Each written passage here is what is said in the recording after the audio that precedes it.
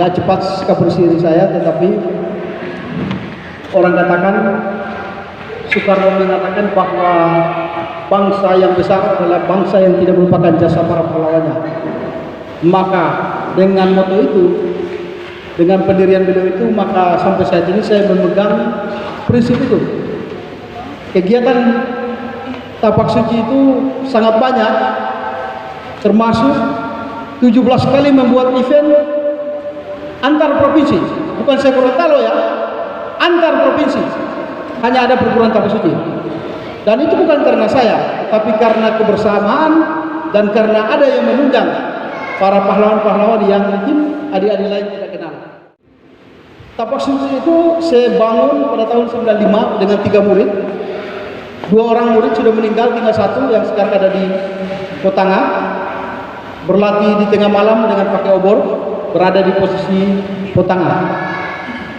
Setelah itu berkembang, dan siapa yang tahu asisten pertama saya? Tahun 1996 berpusat di Lokobalo. Waktu itu pimpinan daerah 171 ada pengurus tapi tidak ada pelatih.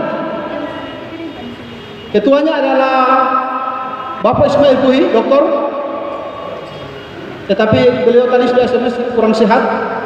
Padahal malam ini kita juga memberikan apresiasi piagam, termasuk pada peraih medali emas pertama untuk Kota Gorontalo atas nama Mirna Lahai dan Rudianto Pakaya, dengan sedikit amplop oleh dari pimpinan wilayah dan berupa piagam.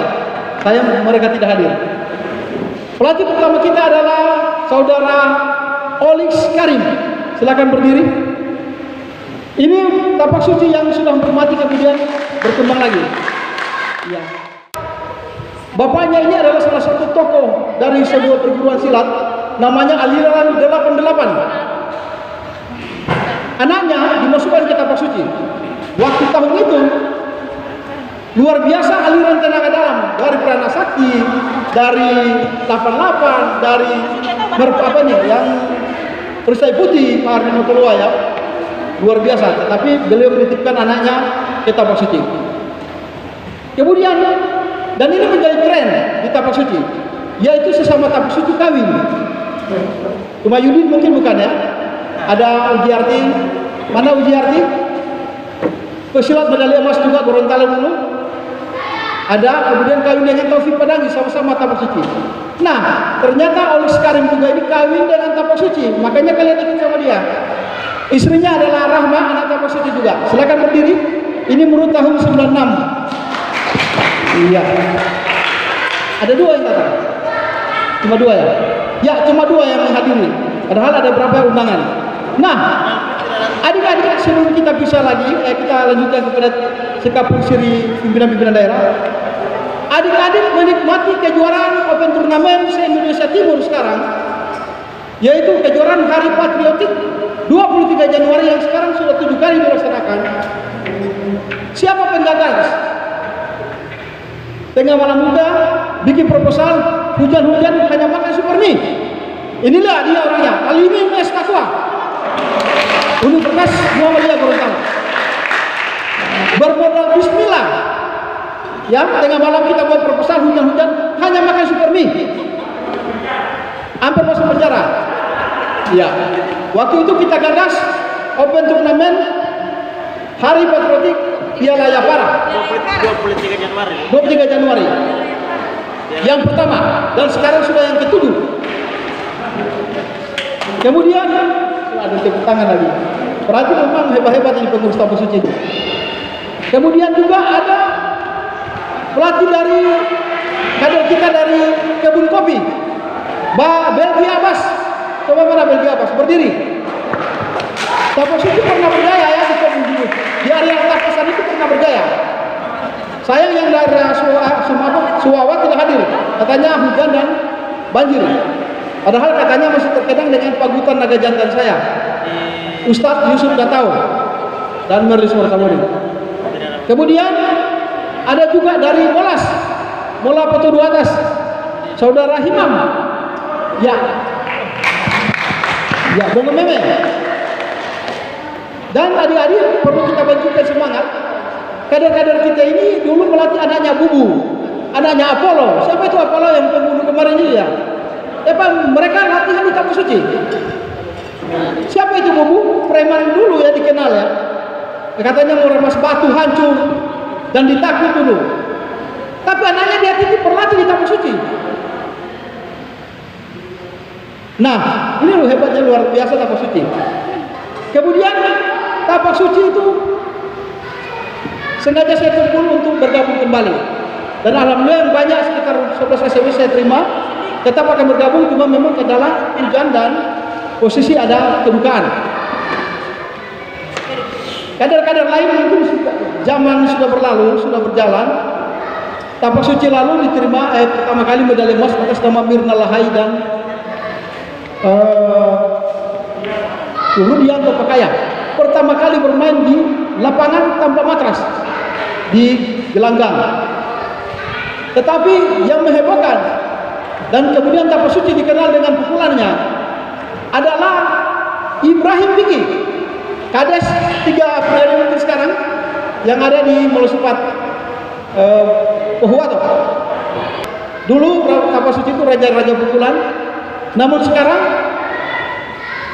proses latihan berubah.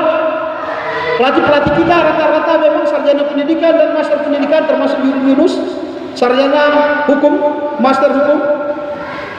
Ada yang dosen-dosen, ada yang sudah dekan, masih banyak lagi, dan menghasilkan juara kayak Aditya Matoka, Safitra Masang, Septian Masang. Kemarin kita dinomasi Prapon, rata-rata didominasi oleh anak-anak Tapak Suci untuk Prapon. Dan itu hampir Firman ada ya, medali emas ya, tidak hadir. Baik, itu perkenalan saya. Kemudian alhamdulillah dari semua murid yang bertahan adalah Yusuf Hasan. Tetapi mungkin kalau sudah lupa, mungkin Yusuf Hasan pernah dilatih oleh saudara Olix di Darwarga.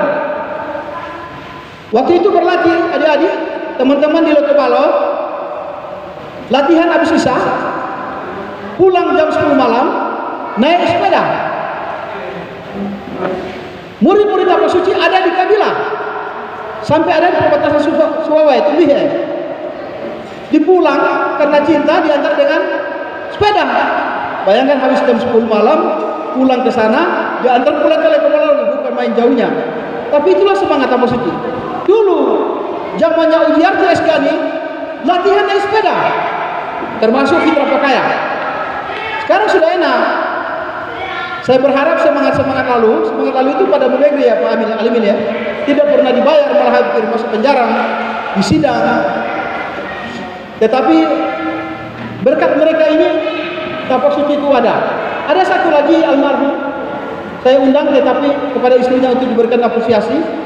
Tapi ternyata ilham lihawa ke sana, kemudian dikatakan ada di Bulawa Mongondo, yaitu saudara Yusman Mukuago.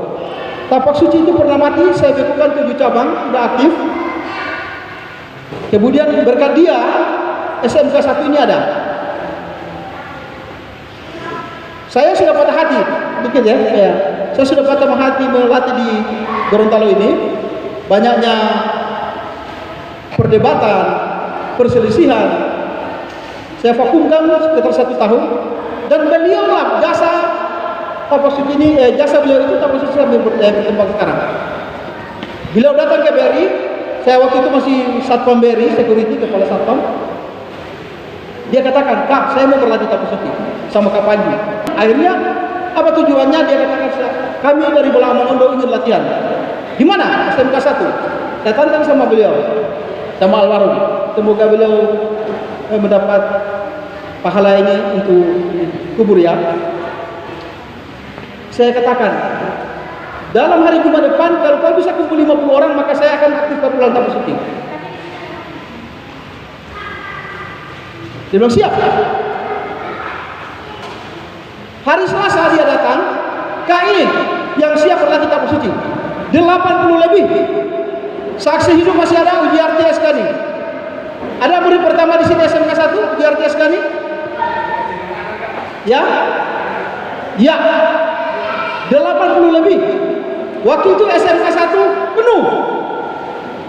Untuk itu terima kasih akan saya berikan kepada para pimpinan daerah. Mereka ini adalah master-master yang membantu saya.